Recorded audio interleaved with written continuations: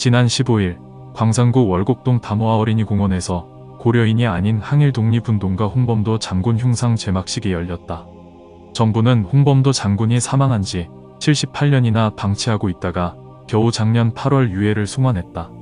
홍 장군은 세상을 떠나기 전 내가 죽고 우리나라가 해방된다면 꼭 나를 조국에 데려가 달라라는 유언을 남겼지만 여러가지 정치적 이슈 등으로 그의 유언은 지켜지지 않았고 지난 2021년 겨우 그의 유해를 찾기 위해 카자흐스탄으로 간 것이다. 홍범도 장군의 화려하고 장엄한 귀환뿐이며 겨우 흉상만 남았다. 왜 위대한 장군의 흉상만 남았다고 쓴 소리를 해야 하는지 현실을 살펴볼 필요가 있다. 고려인은 구소련 붕괴 이후 독립국가연합의 국가들에 거주하는 한민족을 이르는 말이다. 이들의 국가에는 러시아, 우즈베키스탄, 카자흐스탄, 타지키스탄, 투르크메니스탄, 키르기스스탄, 우크라이나, 몰도바 등이 포함된다. 약 50만 명의 고려인들이 중앙아시아를 중심으로 거주했으며 남부 러시아의 볼고그라드 부근, 카카스, 남부 우크라이나에도 많은 고려인들의 공동체들이 존재한다. 이들의 정체성은 1860년대 초 무렵부터 러시아 제국령 프리모르스키 주로 대거 이주한 제로 한인으로부터 유래한다.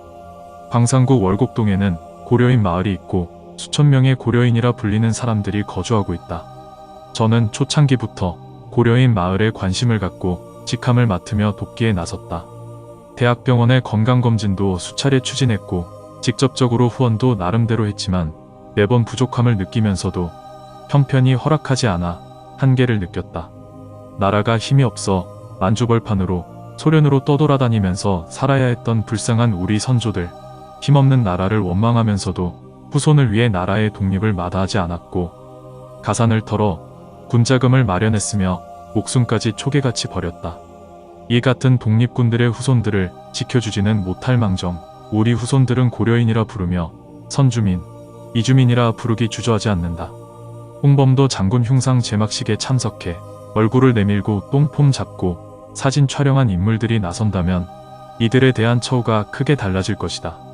이들이 고려인으로 전락한 이유는 일제강점기 당시 나라가 힘이 없어서다. 이들에 대한 1차적인 책임은 나라라 불리는 정부에 있다. 독립운동을 했다면 마땅히 나라가 나서 이들을 도와야 한다.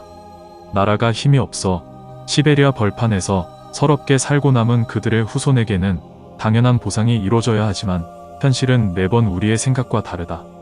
2차 책임은 당쟁만 일삼고 자국민을 돌보지 않는 정치인들이다.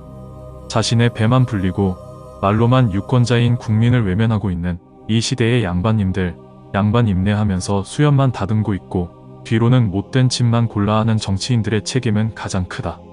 세 번째는 독립운동 덕분에 나라를 되찾고 편히 사는 저를 포함한 국민이다. 자신의 돈 자랑만 하고 행사장을 기웃거리면서 기부하지 않는 부자도 상당한 책임이 있다. 오래전 이야기지만 고엽제 피해자를 취재할 때 깜짝 놀라지 않을 수 없었다.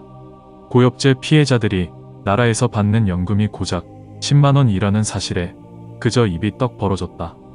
그들은 나라의 부름을 받고 월남전에 참전했으며 국가에 충성한 것이다. 하지만 그 결과는 고엽제 피해로부터 자식들까지 후유증으로 인해 무정자증 그리고 이혼과 파혼을 거듭하고 있지만 이들에게 나라는 없었다. 작금의 나라에 국민은 있는지 묻지 않을 수 없다. 나라가 있다면 이렇게 국민들을 도탄에 빠뜨리지 않을 것이기 때문이다. 제막식에서 멋지게 웃으면서 사진 촬영한 상당수의 당사자들은 고려인이라 불리는 독립군 후손들을 위해 무엇을 했는지, 또 하고 있는지, 앞으로는 무엇을 해야 하는지 돌아봐야 할 것이다.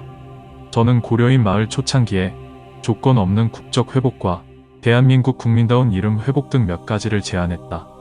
독립운동까지는 아니더라도 북한에서 넘어온 탈북민에게도 동포라는 이유로 교육과 정착자금을 지원하고 지속적인 관리를 하고 있는데 소위 독립운동가 후손에게 고려인이라 부르면서 정부의 제도적인 지원책은 전무한 실정이다.